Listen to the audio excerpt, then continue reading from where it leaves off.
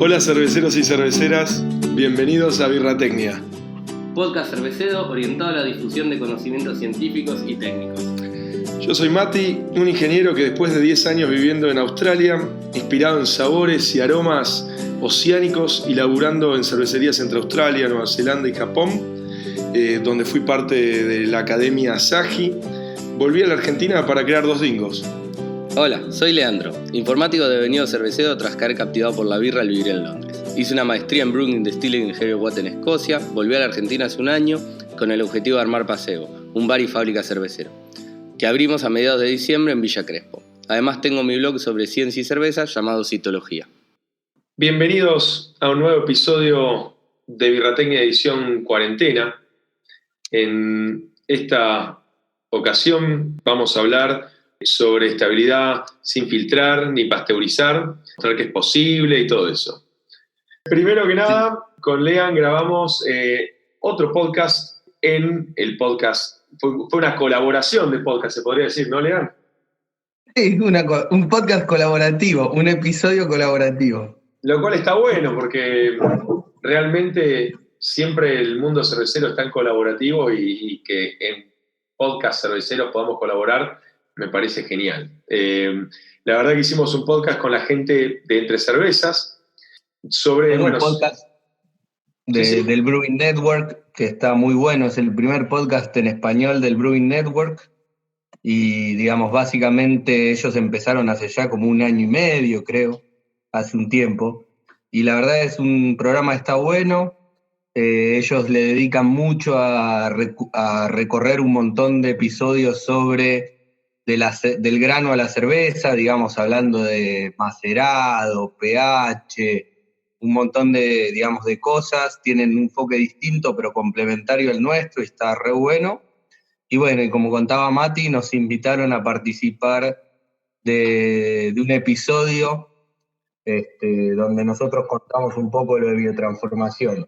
Y bueno, y ahora creo que ellos van a estar prontamente en Birratecnia. Sí, ya vamos a devolver la gentileza, pero además, no solo por gentileza, sino porque tanto Edgar es mexicano, que es uno de los coanfitriones, que tiene una re buena experiencia, laburó en Goose Island, en Trillium, ahora está en una cervecería en New York que se llama Torch and Crown, y además Pablo también tiene muy buena experiencia, laburó un montón de tiempo para White Labs, así que realmente también es un buen equipo y otro buen podcast en español para seguir, ¿no?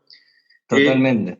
Y en función de todo esto, cuando terminamos de hacer esto, empezamos a hablar también con Cristian de la fiebre del lúpulo. Hicimos una especie de alianza entre los tres, entre el podcast La fiebre del lúpulo y nosotros, donde para una alianza para ayudar a difundir información, ¿no? La fiebre del lúpulo, para el que no lo sigue por Instagram, es un medio de prensa latinoamericano donde se difunden eventos, cursos, capacitaciones, temas de cultura, charlas, y en este momento donde se está dando un montón de cursos o seminarios o charlas en vivo, está bueno seguir un medio como La Fiebre del Lúpulo, porque te pone al tanto de qué cosas hay para seguir y ver, ¿no? Sí, hay tantas cosas, está bueno buscar un lugar que seguir para no volverse loco. Totalmente. Así que, sí, como recomendación, sigan tanto a Entre Cervezas, escuchen sus podcasts, están en las mismas plataformas que nosotros, y además sigan en Instagram a La Fiebre del Lúpulo, que para enterarse de eventos y charlas y todo eso. Bueno, ¿te parece? Entramos de lleno, vamos de frente al tema de hoy, un tema súper interesante, más en este contexto, ¿no, Lean? Totalmente, es algo que se está dando mucho a todos, supongo en toda Latinoamérica, y ha pasado un poco lo mismo.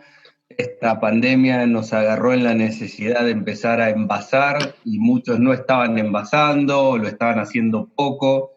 Bueno, un poco contar cuáles son las mejores prácticas para envasar, y no solo eso, sino también hablar de decir, bueno, de que no es necesario pasteurizar, por ejemplo, para lograr un buen producto envasado, un producto estable en góndola, Entonces, que no es que hace falta hacer la inversión en ese equipamiento, que en este momento, obviamente, una inversión de esa magnitud es complicado.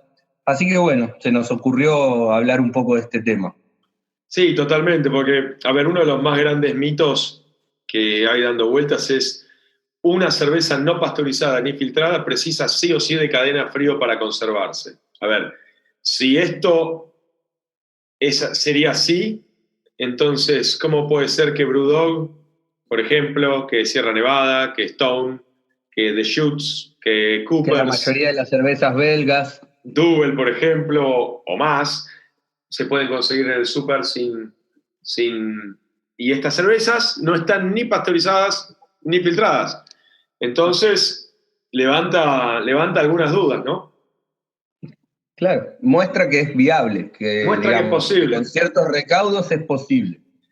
Y para no ir tan lejos, experiencia propia, ¿no? O sea, tanto en Australia como acá en Argentina, o sea, nosotros en Dos Dingos, por ejemplo, ya hace casi un año que estamos embotellando, trajimos una embotelladora afuera de Estados Unidos, chiquita, craft, ni la más rápida, lejos de ser la más rápida del mundo, muy, muy lejos, pero logra así niveles de oxígeno disuelto muy bajos y estamos teniendo una estabilidad súper interesante, por lo menos 6 meses a 20 grados, ¿no? Y ahora, bueno, y no filtramos, nosotros no tenemos no tenemos filtro en Dos Dingos.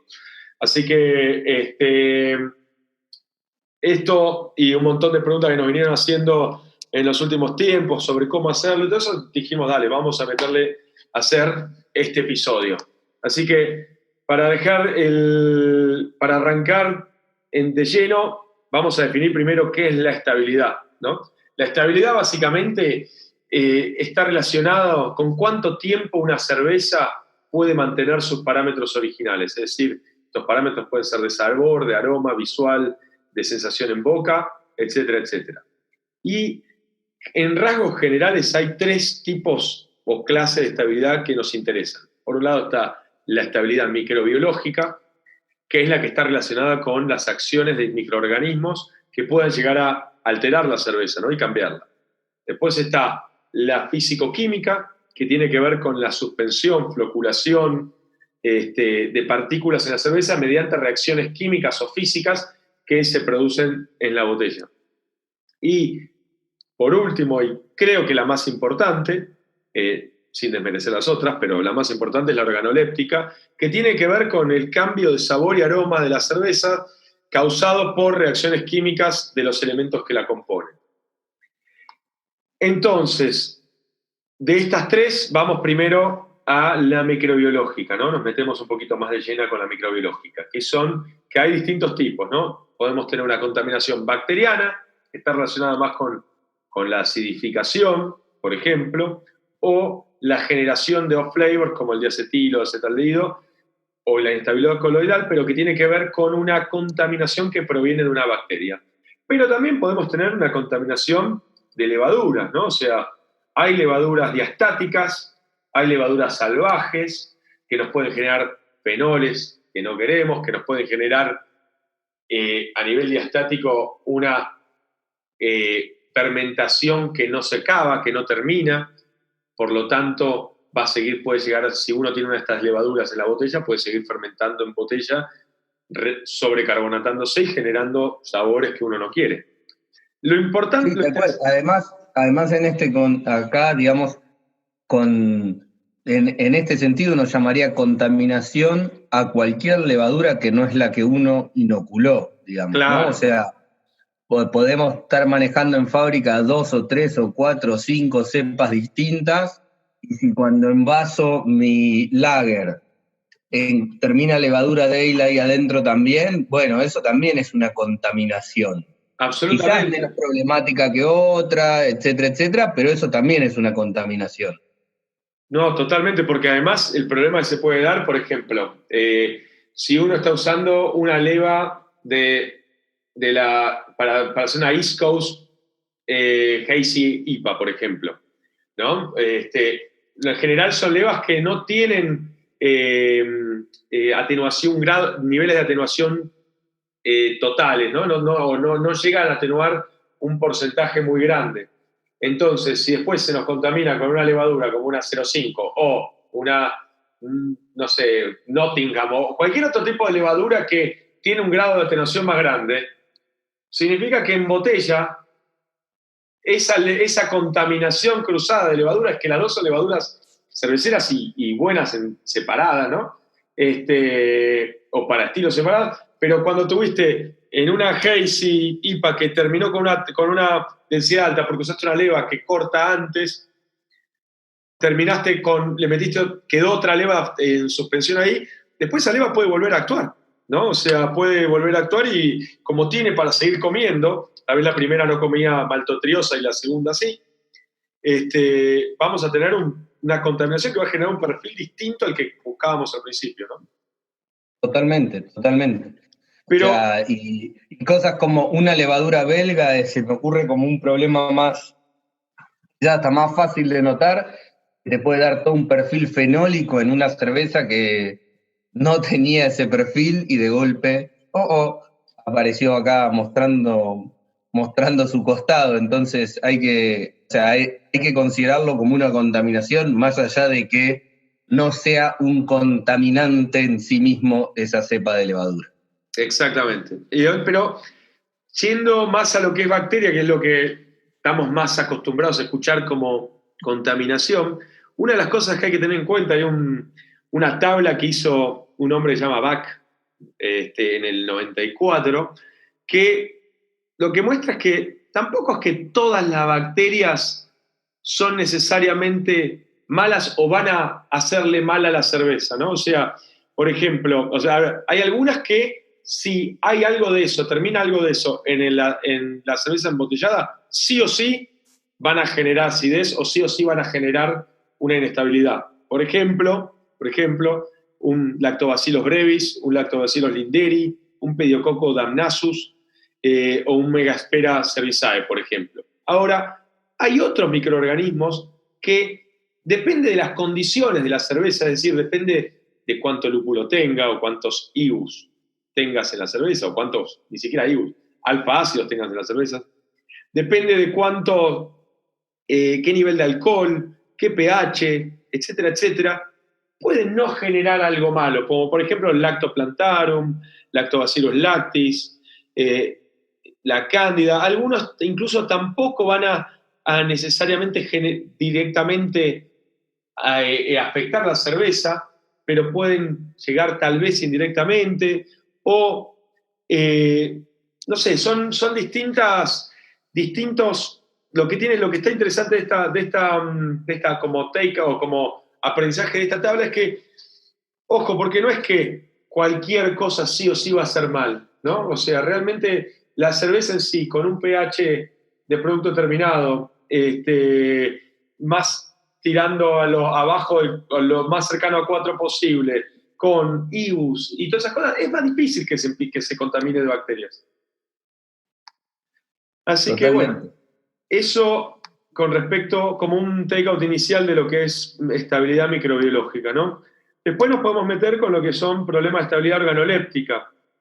Acá tenemos temas como la oxidación, ¿no? que es súper importante a nivel de estabilidad, y después vamos a ver cómo a veces intentando corregir estabilidad microbiológica, uno termina afectando la estabilidad organoléptica, ¿no? Por ejemplo.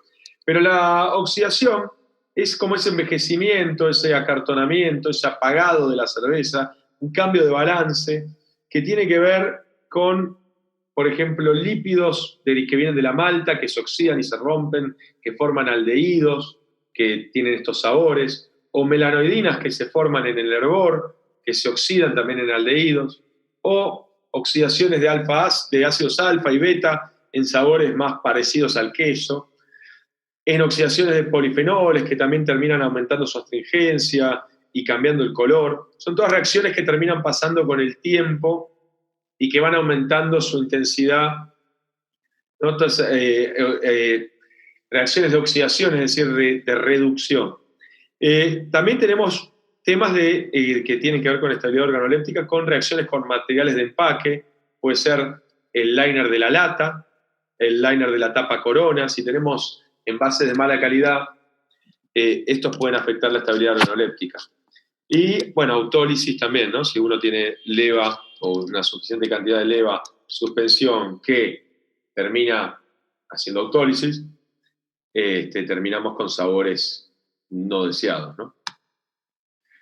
Lo cual nos lleva a hablar un poquito, para bajar esta oxidación, de las diferencias entre qué es oxígeno disuelto y qué es TPO, ¿no? Porque son dos siglas que se usan mucho y está bueno entender. Y vale la pena entenderla, claro, vale la pena entender cada una.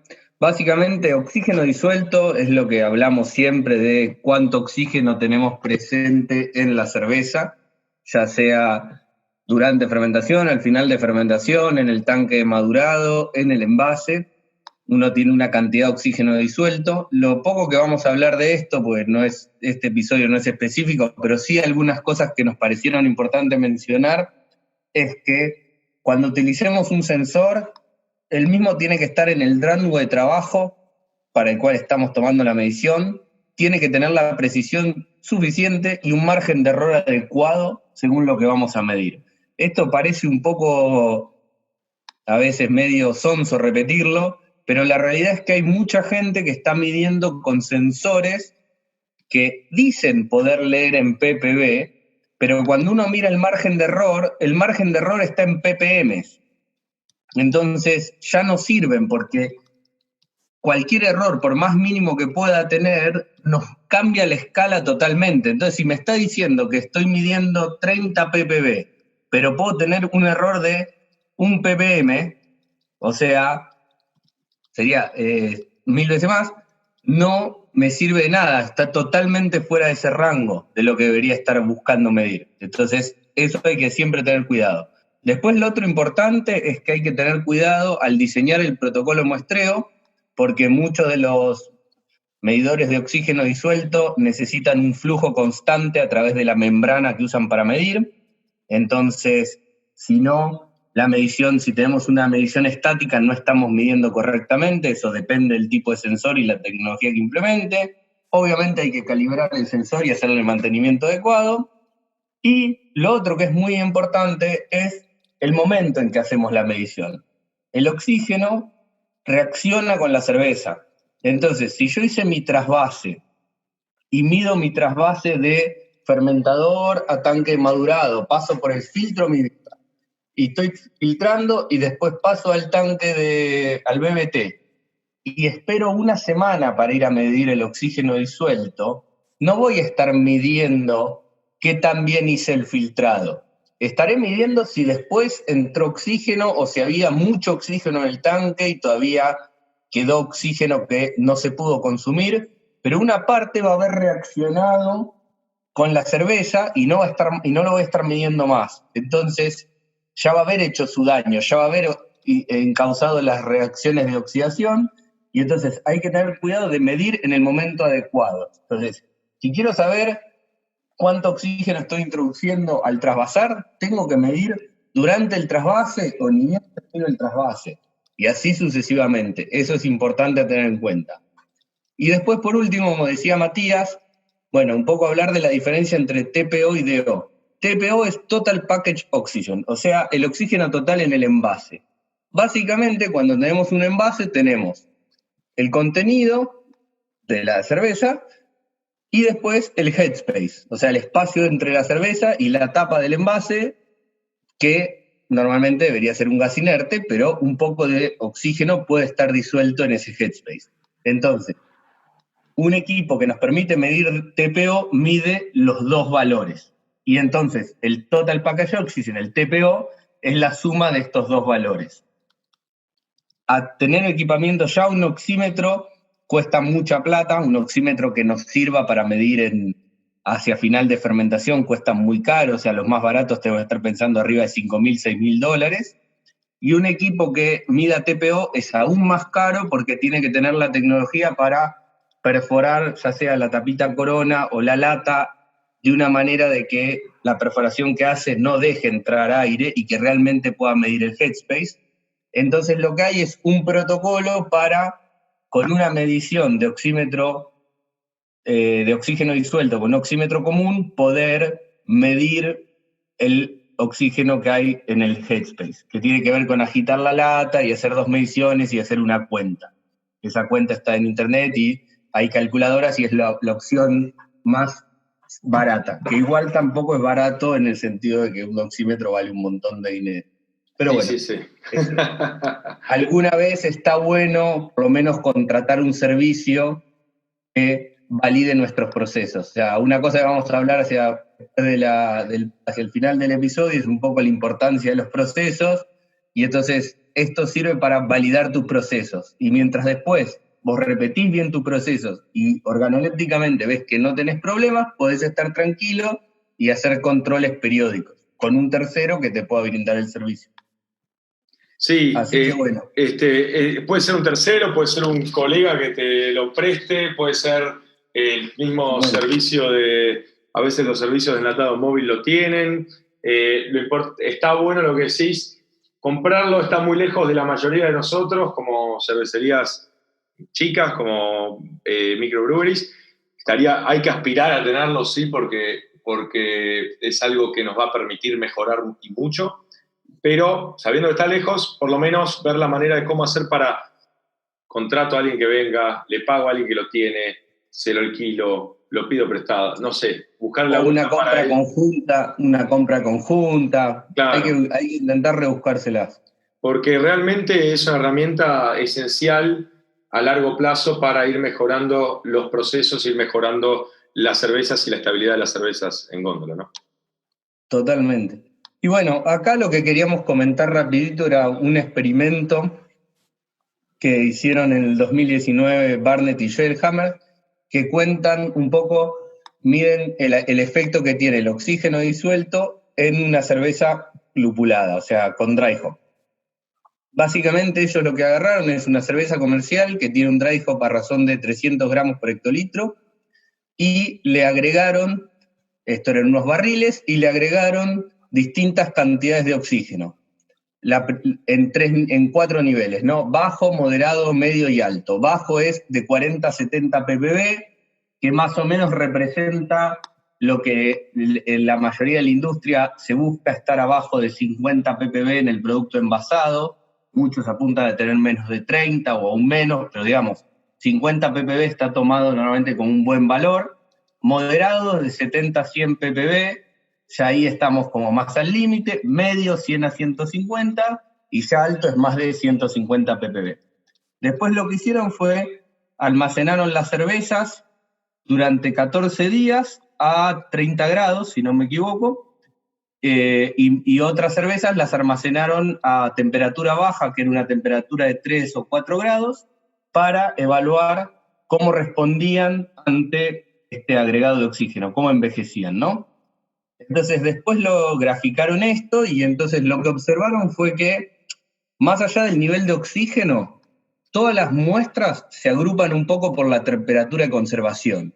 Es decir, que la temperatura de conservación tiene un impacto importante en el perfil que van a terminar teniendo las muestras con el tiempo, ¿no? O sea, cómo se da el envejecimiento, si no quiere. Acá muy interesante era un resultado que la única muestra que se acerca en perfil a las muestras mantenidas a temperatura fresca, que tenían notas herbales, especiadas, hoppy, a cannabis, digamos, todo lo que uno espera de una IPA, todas estas cervezas estaban más por abrir. La única que tenía notas en ese mismo sentido era la que, si bien se almacenó a alta temperatura, bastante alta temperatura, casi 40 grados centígrados, era la que tenía muy bajo nivel de oxígeno disuelto. Todas las demás, ya cuando estaban un poco por arriba en oxígeno disuelto, empezaban a tender rápidamente hacia maltosas, cartón mojado en los casos más extremos, frutas secas, y un montón de cosas que por ahí a una cerveza, a un stout, quizás el oxígeno, un poquito de oxígeno y un poco de envejecimiento le puede hacer hasta le puede hacer un favor a veces, pero en una IPA la va a destruir. Entonces, eso era bastante importante como resultado de este estilo. y lo otro que se veía era que se iba dando progresivamente, ¿no? Mientras menos oxígeno disuelto teníamos, más fiel se mantenía a su aroma original de la cerveza, y en el caso de, digamos, almacenado a baja temperatura, iba perdiendo todo el perfil más frutal, iba quedando el costado más herbal especiado, y como dije antes, en el caso de estar almacenado a alta temperatura, partías de algo que sí tenía ese perfil cítrico, a piña, tank, lindo de una buena IPA, y se iba rápidamente hacia maltoso y cartón mojado en el caso extremo. Bueno, cuanto más oxígeno disuelto tenías. O sea, claro, creo que este experimento o la conclusión más importante es súper importante tener un producto con bajo TPO, ¿no? O sea, totalmente, final en el producto, porque evidentemente es la única manera en la que vas a poder tener estabilidad, tanto si guardás el producto en frío como a temperatura ambiente, ponele. Claro. O sea, sí, no estoy diciendo que es lo mismo guardarlo en frío que a temperatura ambiente, pero va a seguir siendo bastante fiel estilo a temperatura ambiente, más incluso que si quedó a alta temperatura, digamos, a bajo nivel claro, nivel de oxígeno, pero con, digamos... baja temperatura con alto nivel de oxígeno. Baja temperatura, pero con altos niveles de oxígeno. Exacto. Entonces, eso es interesante. Para mí, ese es de esta experiencia de Bernetti y Schellhammer, me parece que es un takeaway espectacular. Sí. O sea, porque lo que hace mover el foco para mí a que casi que lo más importante de todo para la estabilidad organoléptica y de otras cosas también es el oxígeno bajo, ¿no? O sea, totalmente. O sea, es que básicamente lo que dice es, tenés dos opciones: o haces las cosas moderadamente bien y mantenés la cadena de frío total, que quizás con los barriles es factible, claro, digamos.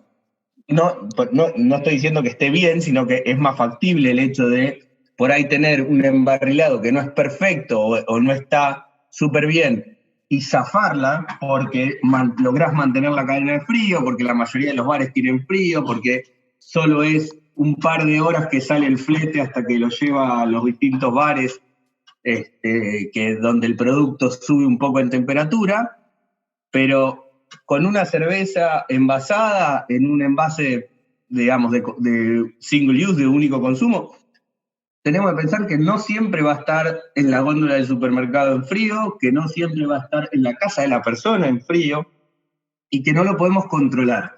Entonces, o te volvés loco y buscás controlar esa arista de la ecuación, o trabajás para buscar niveles de oxígeno disuelto bajos. Esa es la única que te queda. Sí, es como la dicotomía. Bien. Bueno, siguiendo un poco, ahora pasamos a los que son los problemas de estabilidad físico-químicas. Ahí tenemos lo que llamamos la estabilidad coloidal, que dentro de eso tenemos el cheese haze, que es una turbidez reversible que ocurre cuando enfriamos la cerveza a cerca de 0 grados y que se forman pequeñitos flóculos que, digamos, que lo que pasa es que si uno mira el vaso los puede llegar a ver. Esto en el vino la gente le da un poco más de importancia, y que cuando la cerveza vuelve a calentarse un poco se desaparece. La única forma de manejar esto es filtrando en frío para que se genere y la retenga el filtro. Y después lo otro que tenemos es la turbidez permanente, que es la turbidez que podemos ver en una NEIPA, o parte de la turbidez que podemos ver en una NEIPA. Sí, igual, la del chill haze también es, si vos podés tener tus fermentadores, llegan a enfriar tu cerveza a menos 0.5 grados, por ejemplo, y tenés el tiempo suficiente, lo haces decantar todo ahí y lo vas tirando por abajo. O sea, lo vas... Claro, pero ahí tendrías que hacer una maduración bastante larga. Un poquito más larga, claro, ¿no? Si uno quiere sacarla rápido no va a dar, pero con tiempo eso se puede dar, tal vez. No solo con el cold crushing, digamos. No. Lo que digo es, no, pero no solo con crushing, sino porque hay muchas fábricas que yo he visto que no llegan a enfriar a menos de 3 o 5 grados, por ejemplo. Bueno, ahí ni siquiera se van a formar probablemente, o muy poco. Exacto, entonces ahí sí vas a tener más chances de tener problemas de chip haze más adelante. Si vos llegás a enfriar a menos 0.5, menos 0.8, menos 1 grado, que más si hay CO2 ahí no se va a congelar la cerveza, este haze empieza a flocular. Ahora, cuanto más tiempo, más flocula, ¿no? Pero si uno por lo menos saca una gran parte de esto, ya no queda mucho más. No, y además tampoco en la cerveza no es por la temperatura a la cual se toma, tampoco es un gran problema, digamos. Es raro encontrar con una cerveza que la sacás de la heladera y tiene mucha turbiedad. O sea, sí. en los vinos se preocupan un poco más porque tenés los cristales que se pueden formar y esos son más estables en el tiempo. Pero bueno. Después lo otro que podríamos tener, así hablando de estabilidad física-química, es la levadura en su función, los flóculos. Obviamente, como decía Mati, acá la única forma es precipitándola o filtrándola. Y otra cosa bastante importante, sobre todo ahora en el mundo de las birras lupuladas, es el hop creep, ¿no? Que básicamente es el hop creep. Hablamos de hop creep en los primeros capítulos de Dry Hop. Es verdad. Hemos hablado de hop creep, pero vamos a hacer Hagamos un repaso rápido. Un repaso, ¿no? Sí. Hacemos rápido un mini repaso. Bueno, es verdad, como hablamos, es un cambio del espectro de azúcares residuales que tenemos post-dry hop. ¿Qué consecuencias tienen? Y bueno, podemos tener una reducción no esperada de la densidad y por ende un aumento del alcohol, del contenido de alcohol, una sobrecarbonatación y por ahí se nos da un poco, se nos genera diacetilo en cervezas que ya habían pasado la prueba de diacetilo y de golpe me vuelve a aparecer diacetilo que realmente no está bueno. Entonces, bueno, ¿esto por qué se daba? A grandes rasgos lo que descubrimos, lo que nos recordamos, porque la primera vez que se abrió de este tema fue en 1800 y después con todo el mundo de las lagers y toda la ciencia de Brewing Science se olvidó un poco que esto existía. Y básicamente es que los lúpulos tienen un poquito de azúcar, tienen azúcares fermentecibles y además tienen unas enzimas que lo que hacen es ayudan a romper las destinas. Entonces, cuando hacemos dry hops, y mientras más fuerte es la carga de dry hop que hacemos, peor, estamos incorporando a la cerveza un poquitito de azúcares que son fermentecibles, con lo cual si tenemos levadura, la leva se lo va a comer, y eso obviamente nos va a cambiar un poco la densidad y la cantidad de alcohol. Por otro lado, estas enzimas van a trabajar, y al trabajar van a agarrar las destinas que estaban en la cerveza, y lo que van a hacer es consumirlas, romperlas en cadenas más chiquitas, algunas de ellas fermentecibles, y la levadura que esté ahí se lo va a agarrar y se lo va a comer, haciendo de nuevo, generando CO2 y alcohol, ambos que nos pueden traer problemas. Entonces, bueno, era importante un poco recordar este tema, porque si no lo tenemos en cuenta, vamos a estar generando esto en nuestra cerveza y esto puede ocurrir ya en la cerveza envasada. Totalmente. Si vuelven para atrás en los episodios y después vamos a hablar otro poquito, ahí charlamos un montón de distintas técnicas para intentar prevenirlo y controlarlo y eso, pero acá era un pequeño recordatorio. Es que una de por ejemplo, la experiencia de Stone and Wood, una cervecería australiana de gente amiga mía, ellos tuvieron un problema muy grande cuando lanzaron la Pacific Ale original allá en Australia, que le empezaban a venir, pues es una cerveza bastante recopiada, ¿viste? Con Galaxy que tiene un nivel enzimático fuerte y además está quilneado, está secado a una temperatura baja para mantener la mayor cantidad de aromas y sabores. Y lo que encontraban es que le volvían del mercado cervezas que habían salido con test de diacetilo, que sin diacetilo, que habían salido con un nivel de alcohol en un lado, en un punto, y las medían en un nivel de alcohol un poco más alto, que habían salido bien carbonatadas, porque tenían dicen bien carbonatadas, porque ellos miraban los planillas de control de calidad, es una cervecería con un montón de trazabilidad, un nivel de laboratorio súper importante, todo. Y salían con X volúmenes y volvían con la cerveza mucho más carbonatada. Entonces empezaron a ver de dónde venía. Una de las cosas que hicieron, mandaron a analizar los lúpulos y encontraron que además de, no solo los lúpulos también tienen alfa y beta amilasa como tiene la malta, que en ese caso no sería un problema, porque si la malta estuvo en el macerado, ya hizo, estas enzimas actuaron, hicieron los cortes que tenían que hacer de cadenas de azúcares o de dextrinas en cadenas mucho más chiquitas, pero además tiene límite de estrinasa y amiloglucosidasa, que son dos enzimas diastáticas, es decir, enzimas que sí cortan almidones mucho más largos y permiten y transforman en azúcares fermentescibles, como decía Lean, a productos que no eran fermentescibles antes. Entonces, como esto no está incluido en la malta, no tiene ni límite de estrinasa ni amiloglucosidasa, que para que se den una idea, son las mismas enzimas que se le agregan para hacer una brutipa, por ejemplo,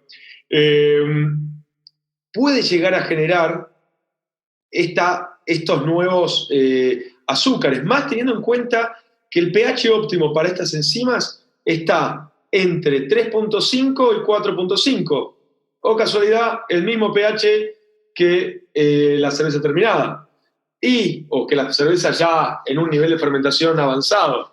¿Y cuál es su temperatura de trabajo ideal?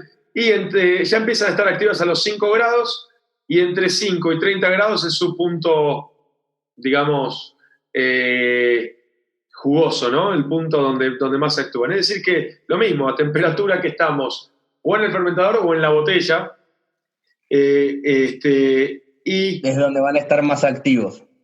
Es donde van a estar activas y donde va a generar esto. Entonces, si nosotros embotellamos cervezas que no hace falta que tengan partículas de este lúpulo, sino que fueron lupuladas con estos lúpulos, hicimos estas lupulaciones a baja temperatura, por ejemplo, o cuando terminó la fermentación, ya terminó, se lo hicimos y rápidamente lo mandamos a frío, no lo dejamos, estas enzimas igual actuaron, pero no dejamos fermentar a esta cerveza, estos azúcares nuevos aportados por los lúpulos y los generados por las enzimas de los lúpulos, y va a generar todo esto en la botella, y va a pasar lo que dijimos antes en la botella, es decir, que vamos a tener en botella una refermentación cuando salga de tu cámara de frío, este camino a donde tenga que ir, al cliente, a donde sea, va a empezar a fermentar y va a generar esto. O cuando esté en una góndola, o cuando la agarre tu consumidor y por más que la hayas puesto, guardarla en frío, la guarda en la alacena, porque justo no tiene lugar en la heladera. Son cosas que pasan, ¿no? Y la dejó un par de días afuera y bueno, va a fermentar y puede empezar ahí algo que no tenía diacetilo, tener diacetilo. Puede haber algo que tenía un nivel de alcohol, tiene otro nivel de alcohol, y algo que estaba carbonatado de una manera queda sobrecarbonatada. Así que nada, eso a nivel de hop creep, súper interesante súper importante para lo que es estabilidad, ¿no? Estabilidad en específico la fisicoquímica. Totalmente, y que es algo que por ahí, si uno agarra un libro, no va a estar comentado, porque son todas cosas de estos últimos años, son todos trabajos de estos últimos años, y la mayoría de los libros, digamos, todavía de brewing, hablan poco de este tipo de problemas, digamos. Exactamente. Bueno, entonces, si vamos ya a empezar a meternos en cuáles son las metodologías de control de las distintas estabilidades, por ejemplo, cuando nos metemos en la microbiológica, ¿qué controles microbiológicos hay? Bueno, por un lado tenés la adición de conservantes, que no vamos a hablar ni nos interesan porque no los consideramos que son algo que deberíamos apuntar como industria artesanal, ¿no? Eso se lo podemos dejar a algunas cervecerías industriales para que lo hagan. Pasteurización, la idea es... O a la industria del vino, no te olvides de la industria del vino que le encanta. A la industria del vino usan la cantidad de metabisulfito, por ejemplo, alta, y sin embargo hay vinos boutique y vinos cosas que lo usan. Nosotros como cerveceros creemos que hay métodos distintos para hacer esto. Pasteurización, otra cosa, otro que se usa mucho también en las cervecerías industriales, algunas artesanales también lo hago. No queremos decir, si haces pasteurización no sos artesanal, no queremos entrar en esa discusión. Lo que sí decimos es, cuando estás pasteurizando, estás rápidamente, ahora vamos a ver cómo, afectando a la cerveza. Entonces, creemos que no es lo mejor para conservar los sabores y los aromas. Entonces, tampoco nos parece una solución necesaria para para por lo menos micro o cervecerías medianas, ¿no? Después tenemos el filtrado estéril, que es básicamente un filtrado, no es el típico filtro que se usa, un filtro de placas o de diatomeas, típico que usamos, no que usamos porque nosotros usamos en Dos Dingos, pero que usamos como industria. Que se usa en la industria cervecera. Claro, sino que estamos hablando de filtros de un nivel de micronaje muy, muy, muy pequeño que tiene un filtrado intenso que además saca sabor y además saca aroma y saca color. Entonces tampoco nos parece que esto sea, y además se llama filtro estéril porque además es tan chiquito el filtro que filtra cualquier tipo de bacteria o levadura que pueda llegar a haber. Al 100%, no al 90 y pico por ciento, sino al 100%. Entonces, no vamos a considerar esto como una posibilidad, pero sí que tenemos mejores prácticas de proceso. ¿Cómo se puede lograr una buena estabilidad microbiológica con, no buenas, sino mejores prácticas de proceso y una metodología que vamos a hablar ya en un ratito más adelante porque se puede usar para esto como para otros controles también. Exactamente. Bueno, ahora contando un poco más de esto que habló Mati de la pasteurización, más allá de que creemos que, bueno, cada uno que no define esas discusiones de si soy artesanal porque filtro, porque no filtro, porque pasteurizo, no pasteurizo, porque tengo un bloque con automatización o sin automatización, me parece que no aportan nada a la industria. Para mí la definición es mucho más simple, tiene que ver con el ethos atrás de la empresa y lo que se está buscando en hacer, y si lo primero es la calidad del producto y la calidad es lo primero que tenemos en la cabeza. El sabor y el aroma, ¿no? La calidad del sabor a nivel organoléptico.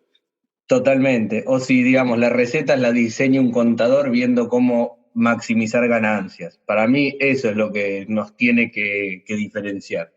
Pero bueno, estoy de acuerdo. Más allá de que se puede usar bastante o se puede usar en la industria craft, si uno quiere, la pasteurización, lo que hay que tener en cuenta es que lo que hace sirve como control microbiano, ¿no? Uno lo que está haciendo al pasteurizar es inactivando los microorganismos que estén presentes o bajándolos a un nivel suficientemente bajo para que no generen un problema en el envase, digamos.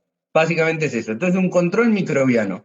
Y bueno, como efecto así colateral, hay que considerar que nos va a ayudar en el hop creep, en el sentido de que si hicimos el dry hop y todavía el hop creep no empezó a actuar o actuó muy poquito y agarramos y pasteurizamos la cerveza, lo que va a ocurrir es que vamos a inactivar la enzima aportadas por el lúpulo y entonces lo vamos a frenar y dejarlo ahí como estaba, ¿no? A ver, pero bueno, puedo aclarar algo con eso, Lean. No es la única manera de atacar al hop creep. Sería una manera, o sea, lo haría, pero no es la única manera de atacar el hop creep. Totalmente. Totalmente. Pero digamos, lo menciono porque es de esas pequeñas cosas que no van a estar en los libros, como esto te va a resolver eso, y es cierto que puede ser un mecanismo de control para eso. Totalmente. Bueno, pero por otro lado, ¿qué no hace? Y bueno, no previene la oxidación y tampoco no previene la pérdida aromática que vamos a tener de un producto en góndola. Entonces, ¿qué logra la pasteurización? Lo único que hace es que un producto pasteurizado no va a desarrollar acidez por una contaminación bacteriana, ni aromas no deseados por levaduras salvajes. Eso es lo que nos garantiza. Es nada más eso. Entonces, ¿cuál es el problema? Bueno, para nosotros es el cambio de sabor, ¿no? ¿Qué pasa con la pasteurización? Para lograr una buena pasteurización necesitamos niveles de oxígeno disuelto súper bajos. Hay un trabajo muy lindo de Feilner y Okimen del 2014, donde ellos básicamente lo que están haciendo es evaluar una pasteurización haciendo dos exposiciones de tiempo distintos. Una es las dos son de 45 unidades de pasteurización, por los que se hayan metido un poco en este tema van a saber a qué me refiero. Y básicamente una es más larga duración a menor temperatura, la otra es una duración más corta a mayor temperatura. Y quieren evaluar cómo eso impacta en las cualidades organolépticas del producto. Y entonces, pero lo otro interesante que ellos miden es, ellos hacen una cata y catalogan en indicadores que dan dan indicios de, como se dice, de añejamiento, o sea, de que la cerveza se añejó, se envejeció, quizás es la mejor forma de decirlo, y indicadores de que la cerveza está un poco oxidada, ¿no? Entonces ellos en el panel de cata dividen algunos descriptores de cata en estas dos clases. Y entonces, ¿qué se dan cuenta? Que cuando agarramos y vemos los indicadores de envejecimiento en la pasteurización, esos indicadores pegan un salto muy considerable simplemente con el hecho de pasteurizar.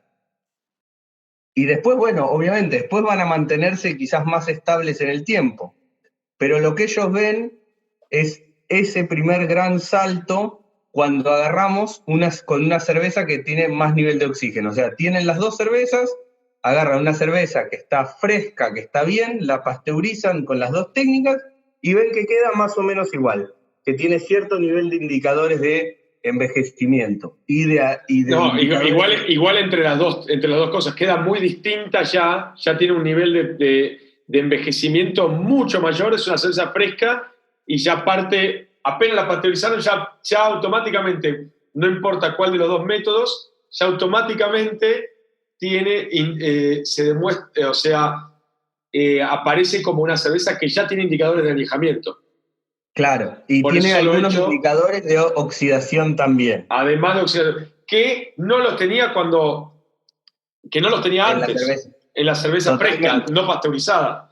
Totalmente, pero digamos, si bien con un nivel bajo en el sample fresco, la pasteurización le pegó un poco, la deja ahí un poquito golpeada. Pero cuando agarramos y hacen lo mismo con una cerveza que ya estaba un poquito oxidada, que vendría a ser, bueno, yo no tengo los mejores controles en mi fábrica y tengo mi cerveza que tiene ciertos niveles de oxígeno alto disueltos, tiene alguna pequeña notita, todavía ni nota, pero apenas un dejo de oxidación y la pasteurizo.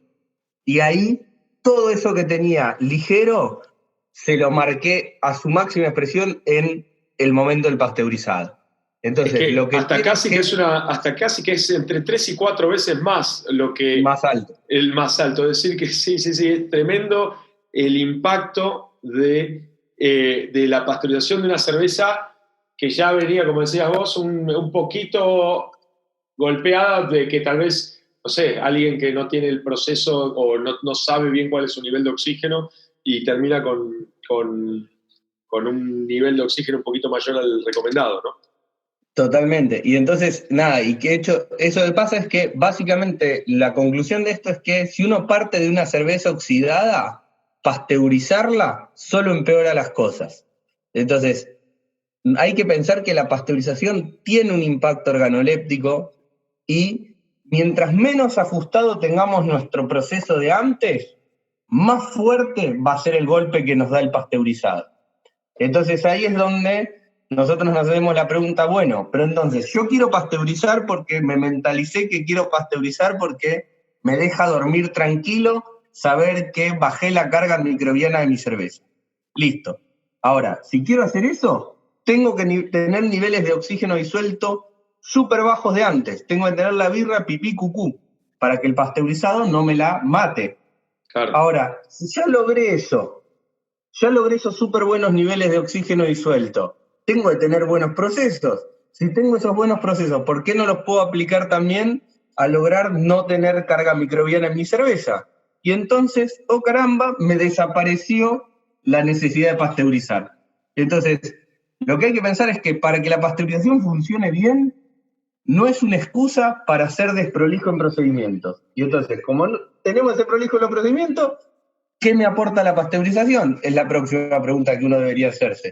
Entonces, es acá donde nosotros no acordamos con esa filosofía de pasteurizar. Sí, la filosofía es muy, muy relacionada 100% o directamente, ya por lo que vimos antes del ensayo, el estudio o la investigación de Schellhammer que mostraba cómo envejecían distintas cervezas con distintos niveles de oxígeno. Con esto, el foco es claro que es el nivel de oxígeno. O sea, por ahí viene la estabilidad, ¿no? Totalmente. Y bueno, seguimos entonces con el control de la estabilidad organoléptica. O sea, ya hablamos del control de la estabilidad microbiana, vamos con el de la organoléptica, lo mismo. Bueno, acá tenemos también la opción de agregar antioxidantes, como por ejemplo, de vuelta el metabisulfito, ácido ascórbico. La misma razón por la que dijimos que no a los conservantes, vamos a decirle que no a los antioxidantes. Importante acá la selección de buenos materiales de packaging. Todos los materiales de liner absorben tanto de la tapita corona de la botella como lo del liner que está entre la cerveza y el aluminio de la lata. ¿Está bien? Algunos absorben más que otros, algunos liners de botella que tienen secuestrante de oxígeno que pueden llegar a absorber por otro lado partículas organolépticas o aceites, ¿cómo se llama? Compuestos organolépticos importantes en la cerveza. Y bueno, eso es algo que hay que ir probando y viendo qué opciones hay disponibles y cuáles son las mejores para el tipo de birra que uno hace. Totalmente. Después tenemos la estabilidad físico-química a nivel control. Acá podemos adicionar agentes precipitantes. Esto no está tan mal porque son cosas que hacemos y muchas de ellas son naturales. Por ejemplo, se pueden añadir taninos gálicos. El tanino gálico es un extracto que sale del roble, por ejemplo.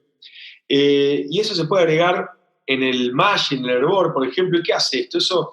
Hay una experiencia de ARS en el 2003 que demuestra que estos taninos, un ejemplo, por ejemplo, es el Grutan B, que se habló mucho en Estados Unidos en un momento. En AEB hace uno que se llama, por ejemplo, Gallo Brew. Y muchas empresas del vino, en el vino se usa mucho también,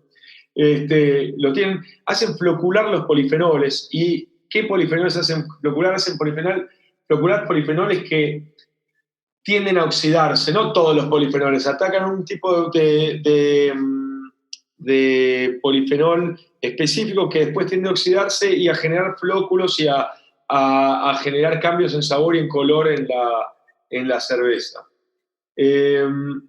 Y directamente ese tanino los absorbe, caen en el mash, quedan en el lecho filtrante o en el hervor, quedan en el trub, básicamente, o se van por la purga del fermentador.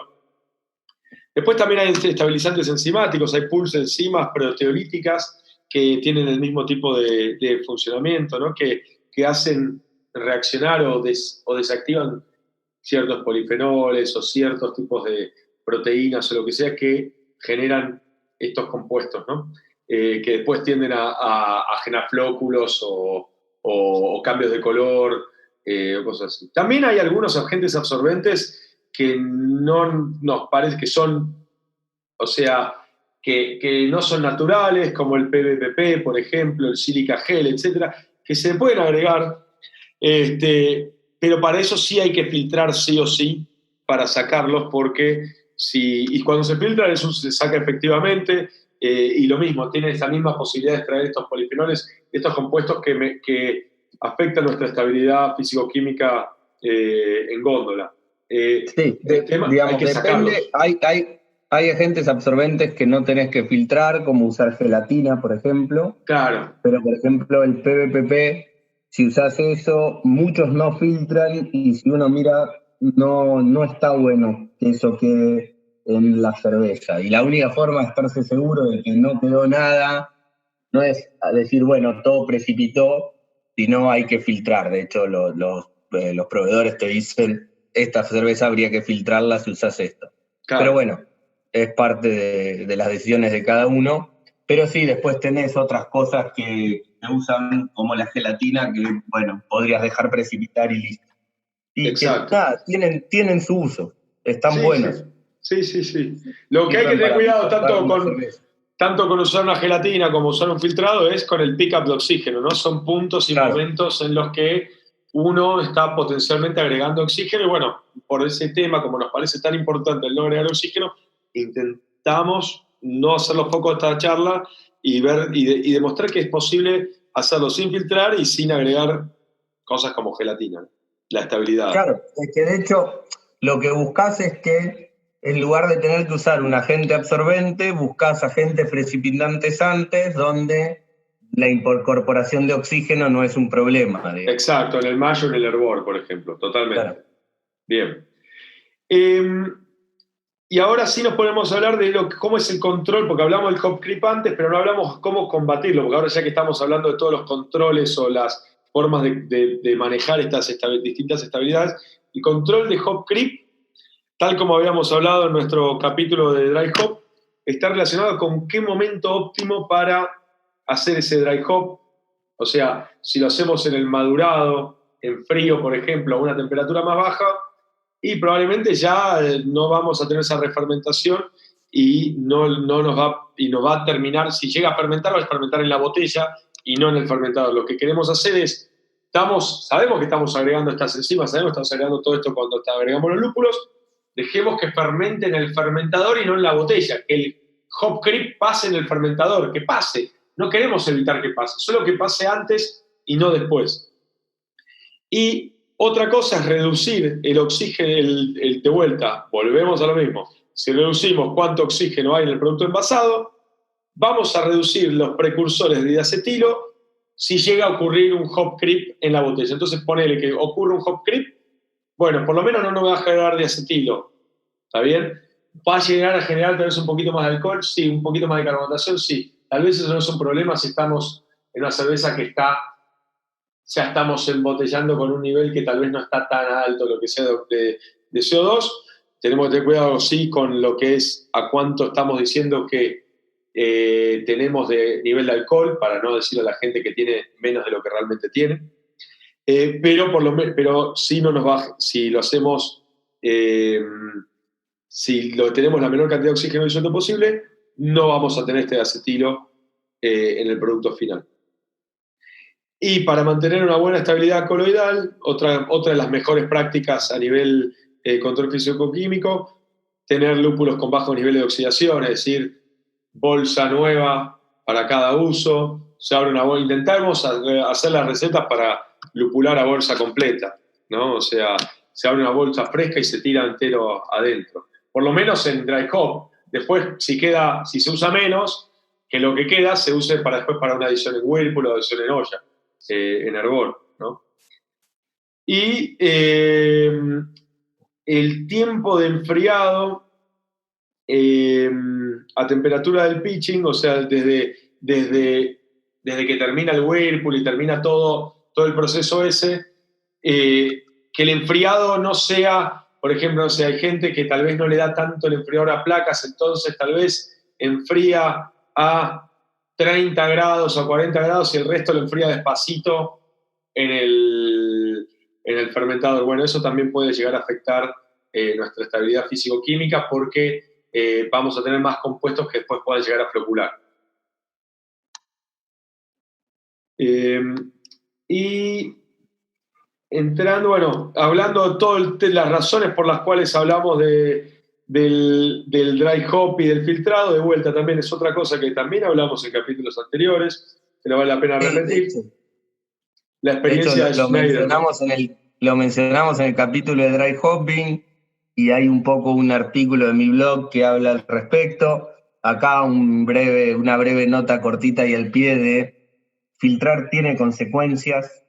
Hay un trabajo lindo del 2015 de Schneider sobre filtrar una cerveza con dry hop, y bueno, lo que muestran es que mientras menor polaridad tienen los compuestos, mayor absorción tenemos, lo cual era bastante esperable, y que el filtrado afecta el aroma y sabor. Ojo, no necesariamente una forma negativa, simplemente hay que tener en cuenta que esto ocurre y diseñar la cerveza considerando eso, o usar el filtro como una herramienta para lograr determinado perfil que puedo lograr mejor filtrando que no filtrando.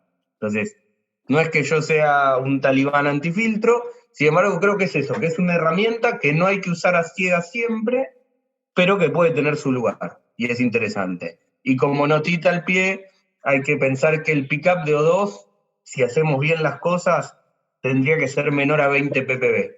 Si estamos sumando más que eso en el proceso de filtrado, va a ser muy difícil llegar a nuestro target nuestro objetivo de menos de 50 ppb en envase. Claro, incluso para ser sincero, o sea, 20 ppb es un número importante porque además si uno filtra un BBT, que ahí en el BBT va a tener otro pickup de oxígeno, entonces ya estamos muy cerquita incluso con 20 ppb a estar cerca de los 50, abajo de los 50, ¿no? Lo cual hace que digamos, bueno, intentemos ver si podemos hacer cervezas sin filtrar para tener menos pick-up de oxígeno, ¿no? O sea, desde ese punto de vista. Por lo menos ciertos estilos que son más sensibles a la oxidación. Exactamente. Y después vamos a lo que nosotros creemos que es la solución de tanto, no sé si cuál, o sea, si cuando hablamos de control, tanto microbiano como de organoléptico, dijimos varias veces mejores prácticas de elaboración. O sea, como que, bueno, no, estas son posibilidades, pero lo importante es las mejores prácticas de elaboración. ¿Cuáles son las mejores? ¿O qué es el control total del proceso, las mejores prácticas de elaboración? Es básicamente tener un approach, un enfoque moderno, un enfoque distinto a todos los procesos de lo que hacemos, pensando holísticamente en todos los puntos críticos de producción y cuáles son sus objetivos puntuales, que es la reducción de microbiana y la reducción de oxígeno. Es decir, desde el punto crítico inicial, que en este caso sería el intercambiador de placas cuando estamos enfriando el mosto, hasta el punto crítico final, el envase, la envasadora y el producto envasado, todas las cositas que pueden o que pasan en el sistema, cómo hacer para bajar la cantidad de oxígeno y para no introducir carga microbiana. Es barrer los procesos, es decir, por ejemplo, arrancamos del punto de vista del lado caliente. El placas, hay que hacerle un zip. En este caso, para el punto de vista de oxígeno, podemos usar un sanitizante oxidativo como un ácido peracético. Sí, en este caso no es un problema. Así que el oxígeno en este momento todavía no importa tanto. A nivel microbiológico, ¿qué es lo importante? Tener 0 colonias formantes, es decir, tener un zip en circuito cerrado. Esto lo repetimos varias veces en el podcast también. Zip es clean in place. Es decir, en lugar, no si hago este loop con la manguera y después voy y lo conecto en la boca del fermentador y lo conecto en la boca del placas. No, es entero, encontrar en la metodología con una T, con válvula, hacer el circuito cerrado para que no se tenga que aflojar ni un clamp ni mover una manguera desde el momento que termine el zip hasta el momento que la cerveza ya está adentro del fermentador y inoculada con levadura, ¿no? O sea, no mover eso, ¿no? No tocar nunca, no abrir nunca ese zip. con qué tipo de, o sea, limpieza entre baches también. Hago un bache y dejo el mosto del bache anterior ahí, y idealmente podemos tener otras medidas de control de eso. Se puede hacer un backflash con agua súper caliente del HLT, de cierta manera de dejarlo inundado de agua y no de mosto, evitar que se forme el biofilm, evitar que se forme alguna caramelización, que después va a costar sacarla con el zip, hacerle un zip fuerte semanal al placas, abrir una vez por año por lo menos al placas, ver cómo están las juntas, ver cómo están las placas, ver si el tipo de zip que estamos haciendo es efectivo. Lo mismo con el fermentador, el uso del sanitizante oxidativo está bien en el fermentador, no hay problema usar peracético en el fermentador. Tenemos que apuntar que haya 0 colonias formantes a nivel micro, el zip efectivo, todos los puertos, las líneas de llenado y de vaciado no se debería desconectar del fermentador mientras hacemos el zip hasta que esté terminada la cerveza inoculada ahí adentro. Las válvulas de seguridad también son parte del fermentador. Todo, la piedra carbomatadora, las válvulas de seguridad, los sellos, el puerto de blow-off, o sea, todos los recovecos. El tomamuestra. El tomamuestra, sacarlo, efectivamente, el buscaclaro, sacarlo, porque muchas veces, o sea, nos olvidamos que queda levadura puesta ahí, queda producto metido entre la salida del buscaclaro, y si la geometría del fermentador tal vez no es perfectamente diseñado, puede haber un punto muerto ahí también. El punto de sensor de temperatura, algunos son con triclamp, los que son con triclamp hay que sacarlos en la limpieza, los que son una vaina soldada, ¿no? Obvio, pero todo ese tipo de cositas clave. Las válvulas, desarmarlas, nada, eso importantísimo a nivel zip para zip efectivo de fermentador para lograr 0 colonias en lo que es micro, análisis de micro, ¿no? Después en el momento del enfriado de placas, ojo, la gente que baja la temperatura de su mosto para hacer una adición de Whirlpool, o como a mí no me gusta llamarlo hop stand, pero digámosle Whirlpool, hacerlo a través del enfriador de placas, porque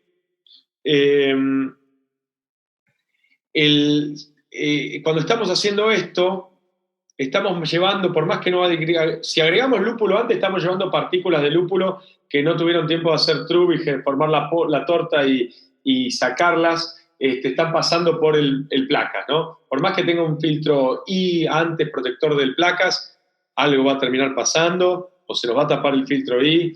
Pero si no, también están las proteínas, hay muchas proteínas en el mosto que normalmente procuran el trub, y podemos ir tapando de a poquito algunas placas, podemos ir juntando estas proteínas en algunos lugares, puntos muertos del placas, y no es lo ideal. Hay que ver, hay modelos alternativos si uno quiere hacer adiciones de lúpulo a temperaturas más bajas. Se puede hacer un lúpulo de densidad un poquito más alta y adicionar agua súper fría, por ejemplo, directo a la olla de hervor para bajar la temperatura.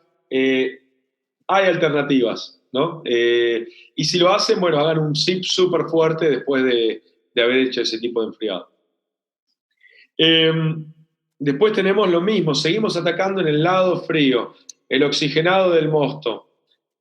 Lo hacemos, tenemos un filtro estéril antes de la entrada de la piedra oxigenadora, se reemplaza y se limpia este filtro, se limpia la piedra, le pedimos protocolos de microbiológicos del oxígeno que estamos usando, nuestro proveedor de oxígeno. Cuando inoculamos la leva, a nivel de la incorporación de oxígeno no es un problema, pero si la vamos a inocular bueno, si es seca, ¿cómo lo hacemos? Lo hacemos por arriba, tener cuidado a nivel microbiológicamente qué estamos ingresando, los paquetes de leva, si lo estamos haciendo de vueltas easy to use, meterlos antes que estén en solución sanitizante, un tiempo antes de usarlo, cortarlos con una tijera sanitizada y limpia. ¿Cómo se llama? Y si lo estamos haciendo inoculación en línea, lo mismo, tiene que haber estado sipeado en lugar, es decir, sin después, no, conecto y le tiro 3 chuf de alcohol a una manguerita con un triclamp y lo enchufo y después se lo meto. No, tiene que estar ya en lugar y sipeado en lugar, con test, con válvulas, como para que sea todo sin la posibilidad de que se nos meta ningún tipo de bacteria o microorganismo que nos pueda llegar a afectar, ¿no? Cómo fue llenado, cómo fue guardado el brink o el cosechador de levas. Todas esas cosas son importantes, ¿no? También a nivel microbiológico. A nivel oxígeno, dry hopping, para cuanto menos oxígeno vamos ¿cómo hacemos para ingresar menos oxígeno? O sea, ya a partir de ahora todo esto empieza a tener impacto en el oxígeno. Entonces ahora sí le vamos a empezar a bola no solo al microbiológico, sino también al oxígeno. Y esto es importante, acá ahora lo pasamos rapidito, pero volver a escuchar nuestros episodios anteriores. A esto, dry hopping y oxígeno, le dimos mucha rosca y está bueno, pensar si lo tienen fresco y si no, recorrerlo ahí. Totalmente. Y de vuelta, yo lo que queremos hacer ahora, no estamos dando todas las soluciones a cada una de las cosas, son muchísimas y van a depender de cada sistema en particular. No es que todo lo que estamos hablando ahora, de todos los puntos de esto de control total de proceso, aplican para todos, ¿no? Lo que queremos mostrarles es una manera de ir pensando punto por punto del proceso, cómo hacer para controlar estas dos cosas. Pero hay más posibilidades. Pero bueno, no nos da el tiempo y no nos da la cantidad de procesos y equipos distintos que tienen cada uno, porque también tiene que ver con cómo es el diseño de sus fermentadores, cómo es el diseño de sus mangueras, de sus conectores, de todo, ¿no? Entonces, va más allá. Esto es una manera de mostrarles cómo es la metodología esta, ¿no? Entonces, dry hop, como dice Lean, escuchen los otros capítulos, pero pensamos en oxígeno. ¿Qué pensamos? Hacerlos en los últimos puntos de la fermentación, usando presión positiva de CO2, usar la tecnología apropiada, hacerlo a través del Lurry, pero hacerlo bien es el Lurry, porque si hacemos mal es el Lurry vamos a oxigenar, hacer scrubbing con CO2, usar el hop doser, otra posibilidad. De vuelta, está bien diseñado ese hop doser. Bueno, todas esas cositas van a hacer una diferencia. O sea, el uso de tecnología apropiada. Después, desde el punto de vista microbiológico, el dry hop, de vuelta, si vamos a usar una tecnología de estas, como un doser o un slurry o lo que sea, tiene que tener un zip en lugar y tenemos que tener cuidados extremos al abrir el fermentador, ¿no? Si tenemos una puerta de upulación muy grande, bueno, probablemente pueda llegar a estar entrando algo en el momento que estamos abriéndola, o si la tenemos abierta mucho tiempo. El enfriado, es decir, cuando vamos a mandar a maduración la cerveza ya terminada de fermentar, tenemos que tener siempre presión positiva de CO2 antes de enfriar, siempre. Es decir, que terminó de fermentar, si no le cerramos antes de que termine el blow-off, bueno, pongámosle algo medio kilito, 300 gramos, 400 gramos por lo menos de CO2, para que cuando enfriamos, no se olviden que cuando enfriamos se contrae el líquido y chupa, genera presión negativa y genera vacío. Entonces, si tenemos cualquier puerto abierto, incluso un blow-off que está conectado a una solución sanitizante, lo va a chupar y lo va a tirar para adentro. Entonces, importante, después vamos a abrir el puerto o tal vez tener que quedar con vacío, con presión negativa, y cuando abramos el puerto de toma de muestras van a escuchar como una especie de burbujeo, va a ser que está chupando aire a través de la canillita de toma muestra, ¿no? Y eso ya nos va a haber afectado el ingreso de oxígeno inmediatamente.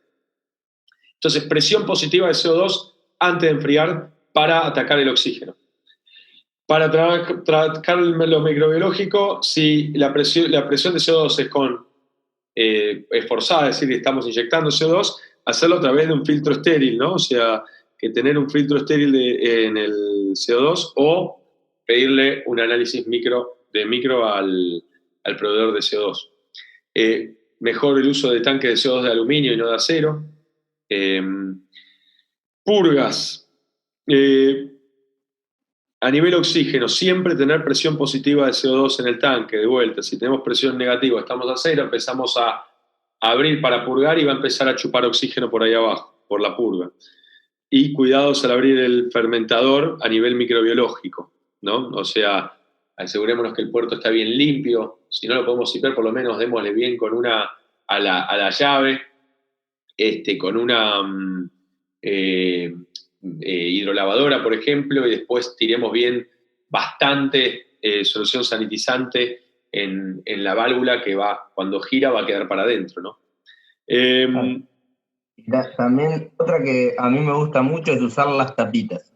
Las tapitas también es muy buena, sí, ni hablar, para que no se vaya juntando. Hacerse la costumbre de poner las tapitas de inoxidable parece una pavada, pero está re bueno, porque cualquier salpicón que hay, todo, ese pedacito, como vos decís, la válvula gira, ese pedacito te queda más limpio, porque vos lo tapaste, ni bien terminaste el trasvase, lo limpiaste, le pones alcohol, le pones la tapita y estás un poco más tranquilo de que eso está bastante más contenido que si estuviste limpiando la fábrica y salpicando de acá para allá y todo, y de las cosas saltan y se meten en cualquier lado.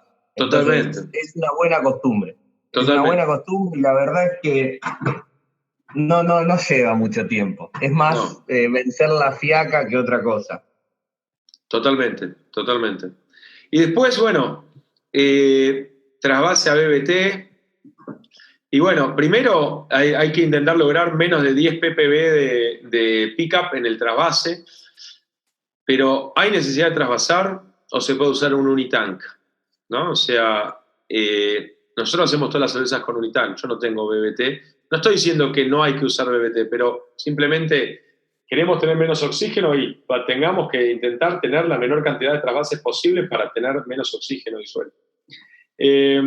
Lo mismo, si vamos a usar un BBT, ¿cómo hacemos para minimizar esto? Y bueno, cuando está...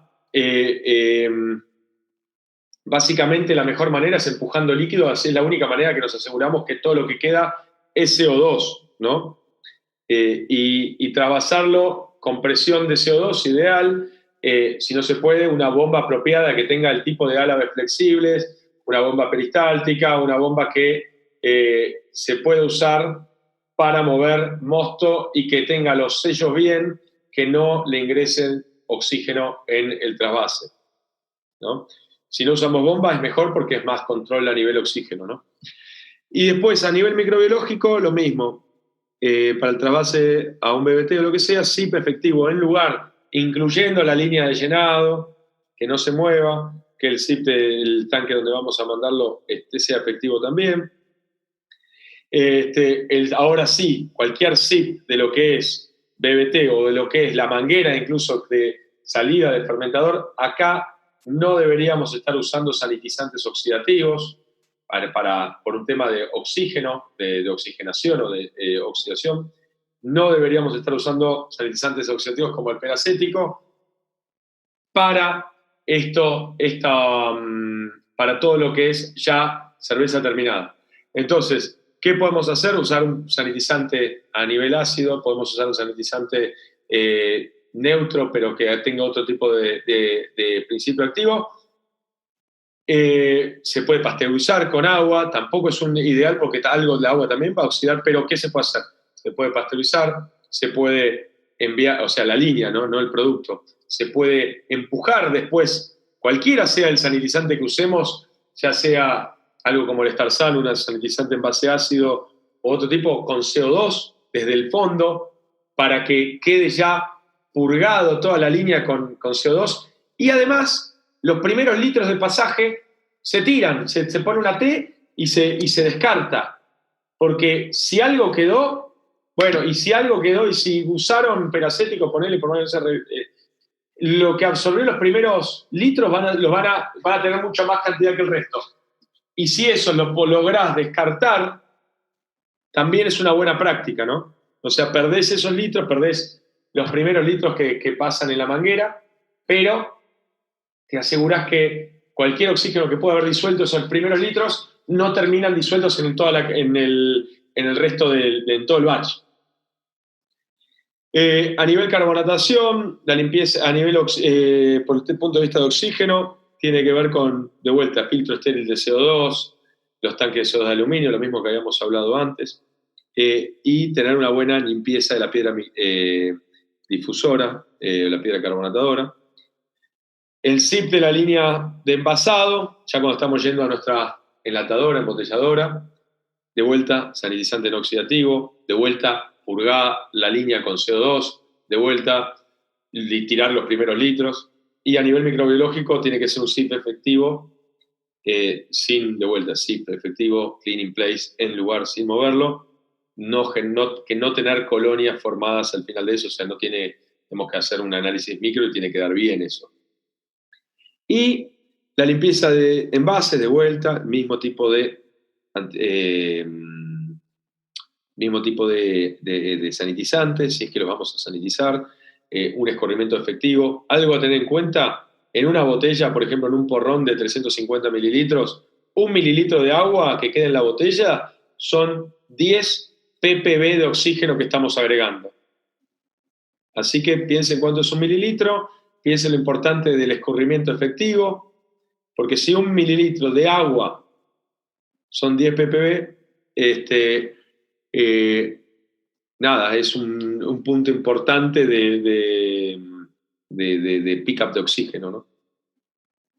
Y así, después, tanto el llenado como la purga, ciclo de purga efectivo del envase, cuando estamos haciendo el llenado, tenemos que lograr menos de 10 ppb de oxígeno de concentración en esa purga. El tapado, tiene que haber la menor cantidad de tiempo posible entre el llenado y el tapado del envase, y en un ambiente estéril, con presión positiva, y importantísimo, tapado sobre hongo de espuma, porque así la mayoría de lo que vamos a ver en lo que va a quedar en el headspace, en el espacio entre el líquido y la tapa, ya sea de botella como de lata, va a ser espuma, que es en su gran mayoría CO2. Entonces vamos a tener una menor cantidad de oxígeno final en el producto. Y después, lo mismo, bueno, si estamos haciendo barriles, es lo mismo, no es que hay diferencia entre el barril y la botella. De verdad, lo que pasa, lo que nos hace la diferencia es que la botella necesitamos más estabilidad porque tenemos menos control sobre su cadena de frío y sobre cuándo va a ser consumida. Y con eso terminamos lo que es la parte para más o menos que entiendan, vieron cómo fuimos hablando de puntito por puntito. Cada fábrica tiene procesos distintos, algunos están contemplados, otros no. La idea es enseñarles a pensar cuál es el approach y cómo en todos los puntos tenemos que ver qué podemos hacer acá para minimizar el oxígeno y qué podemos hacer acá para asegurarnos de no tener impacto de carga microbiológica. Totalmente. O sea, es exactamente lo que vos decías. O sea, lo que hay que pensar es ser minucioso en todo el proceso, desglosarlo y en cada cosa ver qué entradas reales al proceso tenemos, ¿no? O sea, como decíamos, todas las partecitas de un fermentador están en contacto o pueden estar en contacto con la cerveza. Entonces tienen que estar limpias. ¿Cuándo el oxígeno me es un problema? ¿Cuándo no me es un problema? Entonces, en base a eso, pensar qué tipo de sanitizante puedo hacer. ¿Qué nivel microbiano puedo soportar acá o qué nivel necesito? Etcétera, etcétera, etcétera. Es la forma de ir puntito por puntito, ajustando el proceso, viendo hacia dónde hay que enfocar todo, digamos, la modulación de los procesos de cada fábrica para lograr que este proceso salga DQQ cada vez y lograr un producto así que va a ser estable en góndola. Si no, es una carrera perdida. Tristemente, no hay ¿cómo se dice? No hay atajos. Totalmente. Y bueno, ¿querés? Nos queda hablar de un temita, de lo de lata o botella, así rapidito, como para poder ir cerrando, ¿no, Mati? Sí, ya estamos cerca. Bánquennos. Ya estamos cerca. Bueno, charlando un poquitito de lo que es la lata o botella, no vamos a entrar en la discusión de lata y botella, cuál conviene. Hay toda una cuestión de aceptación del usuario, del mercado, de ventajas de una y otra en el mercado dependiendo del perfil del cliente. Eso, todas esas decisiones más de marketing, no vamos a comentarlas, digamos, si bien son interesantes, no es un poco el enfoque del episodio de hoy. Lo que sí queríamos comentar es que, bueno, desde el ya, la botella tiene menor superficie expuesta entre el llenado y el cerrado. Con lo cual hay un área más chica para controlar el ingreso de oxígeno. Otra ventaja de la botella es que es una tecnología más vieja. Hay mayor conocimiento en la industria, hay mayor difusión de soluciones con tecnología de calidad a menor costo. Hay más empresas que fabrican líneas de embotellado, que los vienen haciendo hace un montón de años, con partes que se han estandarizado, etcétera, etcétera. Todo eso conduce a buena tecnología a bajo costo, digamos. Y ahora, esto sí, las mejores enlatadoras contra las mejores embotelladoras logran niveles de oxígeno disuelto similares. La diferencia que van a obtener va a tener más que ver con cómo ustedes usan esa embotelladora, usan esa enlatadora, cuán bien hacen el proceso, que con la capacidad técnica de la enlatadora o embotelladora en sí, que con la capacidad técnica de la máquina. Así que, bueno, eso es simplemente a tener en cuenta si están decidiendo cuál de estos dos formatos ir, porque puede ser una inversión considerable.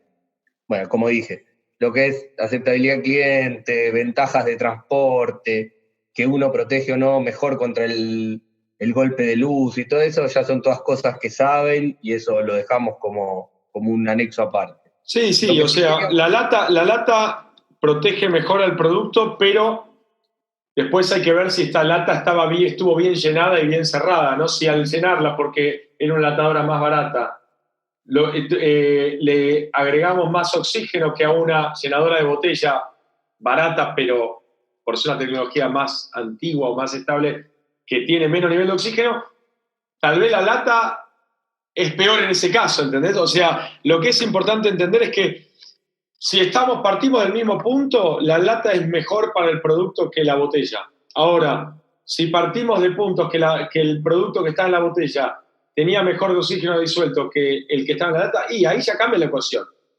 Claro, totalmente.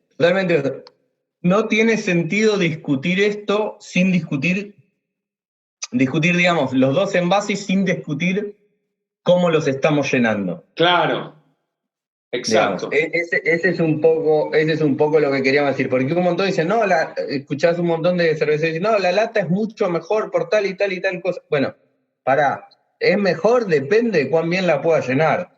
Y si tenés una enlatadora de punta y una embotelladora de punta y el presupuesto te da para las dos son igual de fáciles de usar, las dos puedes lograr los mismos niveles de oxígeno disuelto. ¿Y tu mercado te acepta las dos por igual? Acá con lata. A nivel producto, el envase es mejor la lata. Pero están todos esos sí en el medio. Entonces hay que tomarlos en cuenta a la hora de tomar esa decisión. Nada más. Exacto. Yo como consumidor prefiero una lata. Ahora, si me vas a decir que la cerveza en la lata está un poco más detonada, o la compré una vez y la sentí oxidada, olvídate que te vuelva a comprar. Mientras que, si veo que hay más botellas en el mercado y están mejor, me voy a ir con una botella. Digamos, tiene que ver un poco con eso. Totalmente. Pero bueno, después hablando un poco de lo que son los materiales de liner, de las tapas de las botellas y también el liner que está dentro de la lata.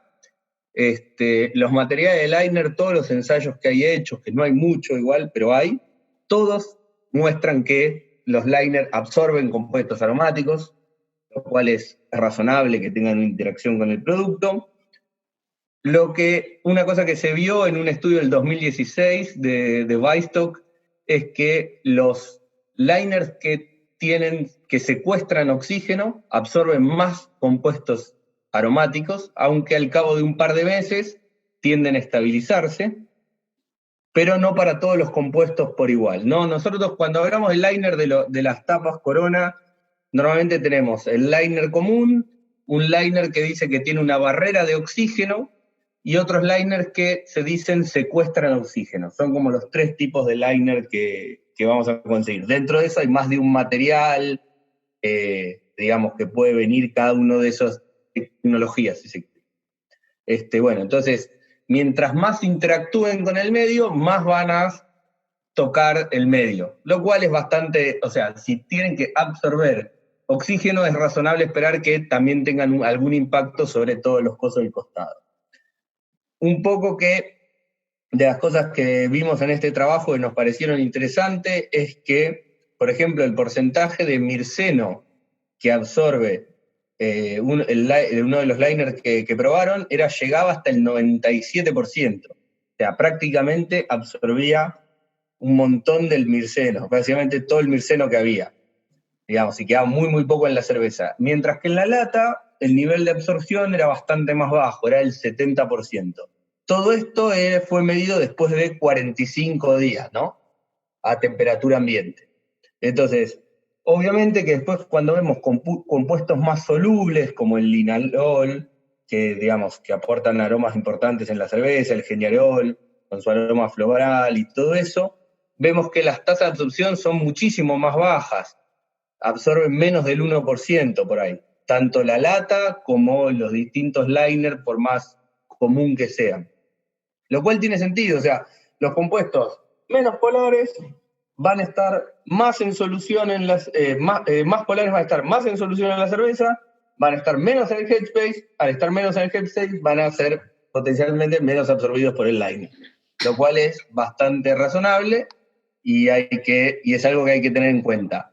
La verdad es que no hay muchos estudios de marcas particulares. Nosotros con Mati, cuando estuvimos charlando esto para ver qué se podía lograr, digamos, lo que mejor se nos ocurrió es que básicamente, si están en esa etapa de definir qué proveedor conseguir, lo mejor es hacer pruebas.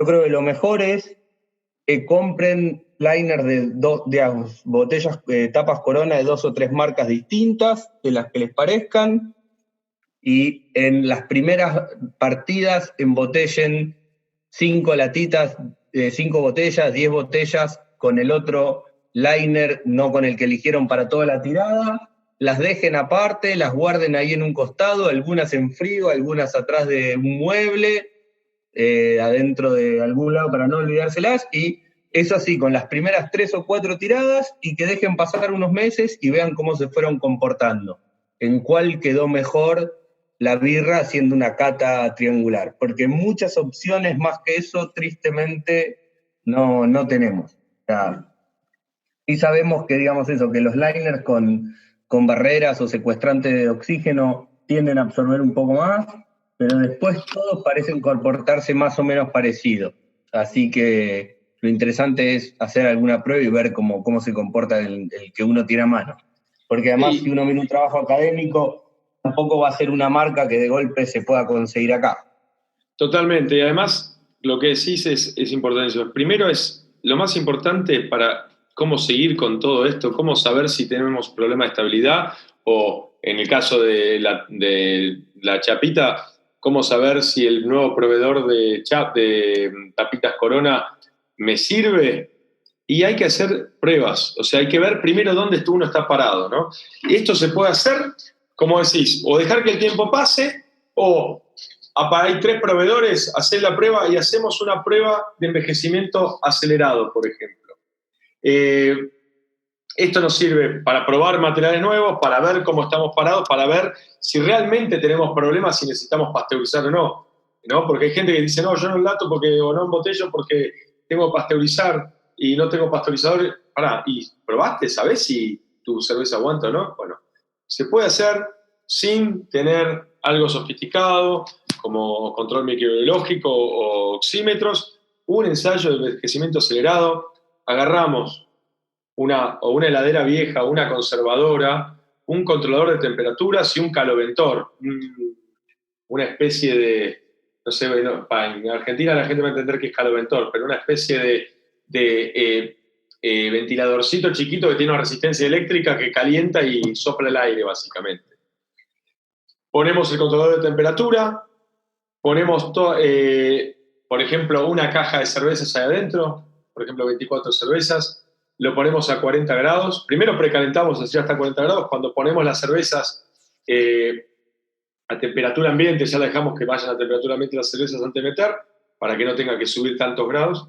Y de ahí las metemos ahí adentro, esa cámara de envejecimiento. Si alguien tiene un horno autoclave o algo así, lo puede manejar a temperatura de 40 grados. Genial, ideal, mucho mejor, ¿no? Lo ponemos la cerveza a 40 grados, lo dejamos. Cada día que pasa, cada 24 horas que pasa a 40 grados, equivale un mes en góndola a 20 grados. Entonces, todos los días vamos sacando 4 o 6 cervezas del mismo batch, 4, el segundo las vamos anotando, le ponemos que el primero, el segundo, el tercero, el cuarto, el quinto, el sexto. Vamos sacando, guardándolas. Cuando las sacamos, las guardamos en la cámara de frío. Cuando están todas listas, todas frías, hacemos una cata. Hacemos una cata, idealmente una cata triangular, agarramos un panel, agarramos a toda la gente, ahora una cata ciegas que no sepa cuál es cuál, y vamos viendo cómo fueron envejeciendo, a partir de cuánto dejan de estar bien para el mercado, para lo que uno piensa que esa cerveza debería estar, y eso nos va a dar inicialmente una indicación de cuántos meses se va a bancar nuestra cerveza en góndola a 20 grados. Es una buena predicción. A mí me funcionó bastante bien. Yo, antes de mandar, por ejemplo, la exportación a Uruguay, habíamos hecho estas pruebas, nos daba más o menos 6 meses. Y dicho y hecho, están las cervezas 6 meses en Uruguay en un depósito a 20 grados, temperatura controlada, pero 20 grados no en frío. Y las cervezas a 6 meses todavía están bien. ¿Están igual que el principio? No, han evolucionado un poquito, están empezando a mostrar cierto envejecimiento a los 6 meses, pero hasta los 6 meses yo estoy contento todavía con el sabor que tienen, para que si alguien la agarre, yo prefiero que tome una cerveza más fresca, sí, pero si alguien agarra de una góndola esa cerveza y la prueba, va a representar un 90 y pico % en lo que yo quería transmitir con esa cerveza. Es decir, que no está mal. Y vamos viendo mes a mes, y bueno, a partir del 7º mes, tal vez empezaron a aparecer algunas y ya dije, bueno, no, listo, a partir del 7º mes no están también hablando de temperatura ambiente. Si las ponemos en frío, probablemente sea hasta más tiempo, ¿no? Cuánto tiempo se la hubiesen aguantado esa cerveza. Pero lo importante es ver que se puede hacer la prueba. El perfil organoléptico de la prueba acelerada era el mismo del que empezamos a sentir a los 6 meses en góndola o de envejecimiento real a 20 grados. No era el mismo. Pero ya el 6º día ya empezamos a sentir algo que no nos cerraba el envejecimiento acelerado, y evidentemente dio algo muy parecido con el envejecimiento real, lo cual fue súper interesante. Sí, de hecho, digamos, si uno mira un montón de los estudios que hay sobre los procesos, los ensayos de envejecimiento acelerado versus haber agarrado y almacenado las botellas o las latas, o sea, esa cantidad de tiempo, en general lo que concluyen todos es que estos procedimientos sirven muy bien para definir la vida útil. Es decir, mirá, a los 6 meses ya se nos empieza a decaer la birra. Ahora, ¿qué significa decaer? Va a ser distinto lo que vas a observar si dejaste la cerveza 6 meses a temperatura ambiente o si hiciste un envejecimiento acelerado que predice el comportamiento de esos 6 meses. El perfil va a ser distinto, pero te va a servir como indicador de se la banca 6 meses, puedo poner 6 meses de vencimiento en la etiqueta, o no tengo que mirar mis procesos porque ya con un envejecimiento acelerado de 2 meses, yo ya la siento bastante preocupante la cerveza. Es un poco eso, como una guía del go, no go. No, así me va a quedar a 6 meses, está re buena. Es esa la diferencia. Totalmente. Bueno, con esto vamos cerrando el episodio de hoy.